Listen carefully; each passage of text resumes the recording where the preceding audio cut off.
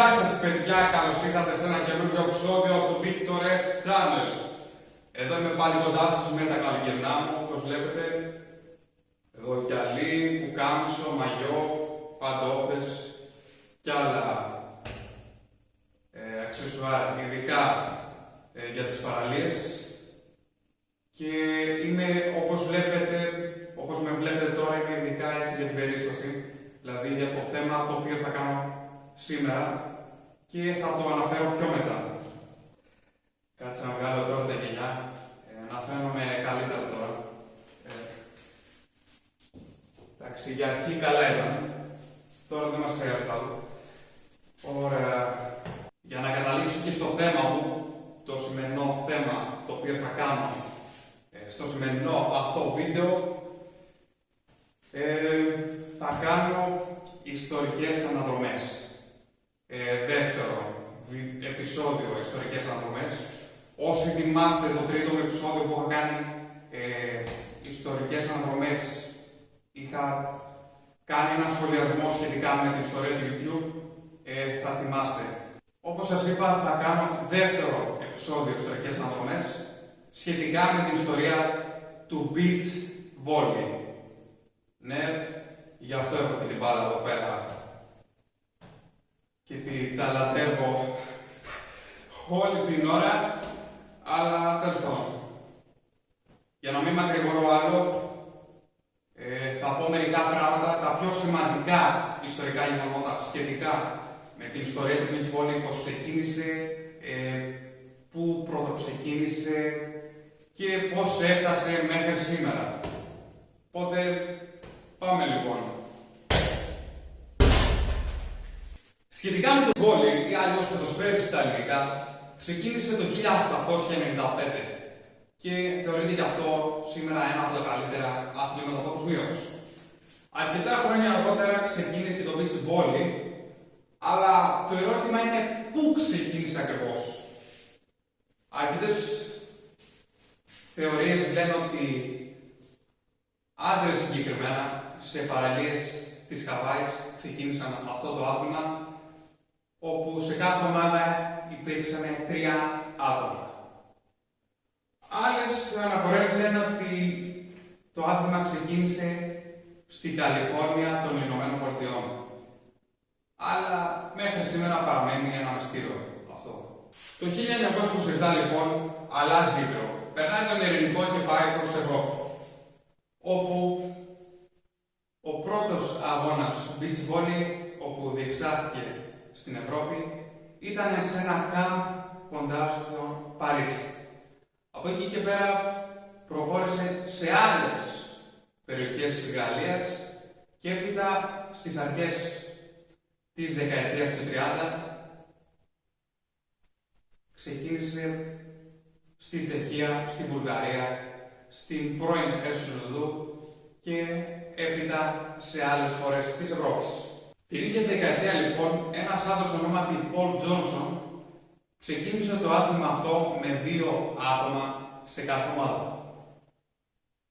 Κάποιες αναφορές λένε ότι επειδή βαριόταν να περιμένει κάποια άτομα για να έρθουν να παίξουν βόλεϊ μαζί του και επειδή βρισκόντουσαν εκείνη τη στιγμή 3 συμπαίκτες του μαζί του, αποφάσισε να ξεκινήσει ένα αγώνα βόλεϊ στο 1/4 του γηπέδου. Έπειτα από λίγο στο μισό γήπεδο και έπειτα σε ολόκληρο το γήπεδο. Με αυτόν τον τρόπο κάπως άρχισε να ξεκινάει και το σημερινό beach volley, κατά τη γνώμη μου. Τέλος πάντων, κατά τη διάρκεια του Δεύτερου Παγκοσμίου Πολέμου, το beach volley είχε γίνει ο καλύτερος σύντροφος για τα αμερικανικά στρατεύματα, όπου με τη σειρά τους διέδωσαν το άθλημα αυτό σε ολόκληρο τον κόσμο. Το 1950 λοιπόν έγινε το πρώτο μάτς ανάμεσα σε Αμερική και Βραζιλία, όπου εκεί αρχικά υπήρξαν και οι πρώτες ιστερίες για το άθλημα αυτό. Κατά τη διάρκεια 1950-1956 κυκλοφόρησε το California Lifestyle, όπου έτσι το beach volley έγινε μεγάλη φίρμα και αρκετοί παίκτες εκείνη τη χρονιά είχαν αναπτυχθεί. Με αποτέλεσμα κιόλας να βγει και μια ταινία σχετικά με δύο συγκεκριμένους παίκτες με τίτλο Pyjama Tops. Το 1960 είχαν μείνει στην ιστορία αρκετές διάσημες παρουσίες σε ένα τουρνουά το οποίο είχε διεξαχθεί τότε σε μια παραλία του Σορέντο στην Καλιφόρνια. Όπως ο τότε Αμερικανός πρόεδρος της Αμερικής, John Fitzgerald Kennedy, ηθοποιός Marilyn Monroe και το αγγλικό συγκρότημα Beatles. Τη δεκαετία του 70 και του 80 το beach volley έφτασε σε υψηλά επίπεδα, με τις ΗΠΑ και τη Βραζιλία να είναι στην κορυφή. Όπου και έτσι το άθλημα αυτό έγινε πλέον και επαγγελματικό.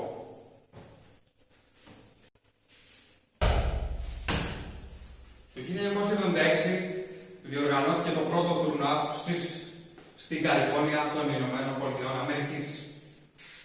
όπου εκεί είχε ως έπαθρο $5.000 και ο κόσμος εκείνη την περίοδο σε αυτό το τουρνουά είχε ξεπεράσει τις 30.000 σε πληθυσμό. Το 1979 οι πρωταθλητές King of the Beach κερδίζουν ένα έπαθρο $11.000. Ένα χρόνο αργότερα διοργανώθηκε το πρώτο τουρ, το οποίο εκεί πέρα είχε 7 τουρνά και ένα έπαθρο $52.000. Και για να φτάσουμε στο τέλος λοιπόν, το 1996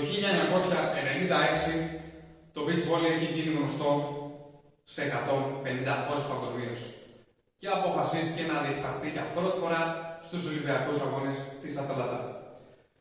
Το beach volleyball διεξήχθη από τις 23 μέχρι τις 28 Ιουλίου σε ένα στάδιο με 10.000 θέσεις. Σε αυτό το αγώνισμα 24 ομάδες ανδρών και 18 ομάδες γυναικών αγωνίστηκαν για τα μετάλλια. Και το αγώνισμα αυτό γέμισε με πάνω από 107 άτομα. Αυτά είχα λοιπόν από παιδιά.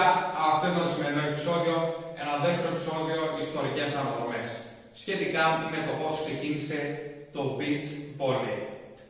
Αφού πλέον το καλοκαίρι κοντεύει να τελειώσει τώρα, ήταν ένα ιδανικό θέμα. Λοιπόν, μην ξεχνάτε να κάνετε ένα like και ένα subscribe και μέχρι την επόμενη φορά τα λέμε. Γεια χαρά παιδιά!